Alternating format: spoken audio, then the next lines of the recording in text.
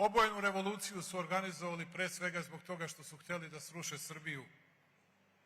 Da sruše Srbiju, da Srbija ne bi mogla da čuva Kosovo i Metohiju i svoj narod na Kosovu i Metohiji i da Srbija ne bi mogla da pomogne svojoj braći i narodu u Republici Srpskoj. Zato su rušili Srbiju. Rušili su je po svaku cenu, ogromnim novcem, milijardama evra. Na svaki način pokušavali i sad je došlo do kraja. Sad će da pokušaju poslednjim nasilnim aktom nešto da urade i onda je kraj. Nemaju više, nemojte da brinete, ne zbog toga što nema razloga za brigu. Toliko su učinili da razore Srbiju.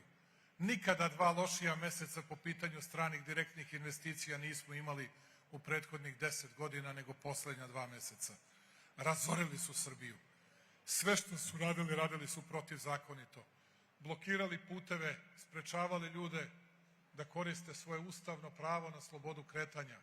Maltretirali ljude gde god su stigli, šta god su stigli su radili.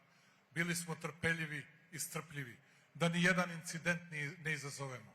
Kada su shvatili da nema nigde nikakvog incidenta, počeli su da ih izazivaju svakoga dana. Svakog bogovetnog dana. Ne bi li mogli da kažu da ih je tobož neko negde napao ili ne znam šta se dogodilo. Prvo sam im bio nenadležan. Pa nećemo mi kod Vučića, ali hoćete u Brisel zato da idete pošto su vam oni nadležni, a Vučić nije, kao predsednik Srbije. Pa nije nadležan. Pa što me čekaju ovi pištavci ovde, njih 300, pa zvižde ako sam nenadležan? Pa ja nisam nadležan, što mene čekate?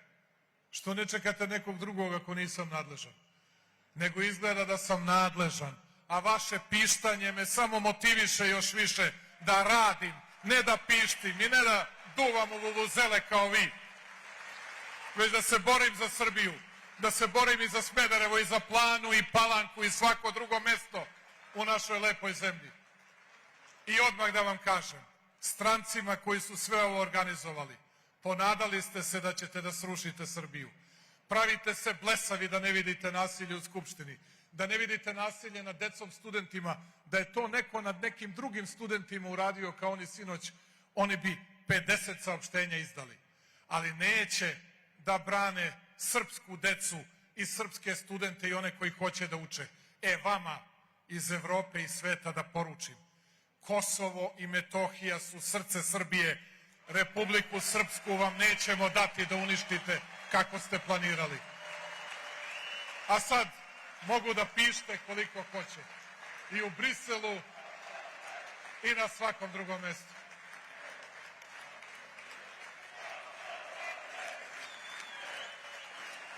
Da čuju lepo u Briselu, možete vi to glasnije.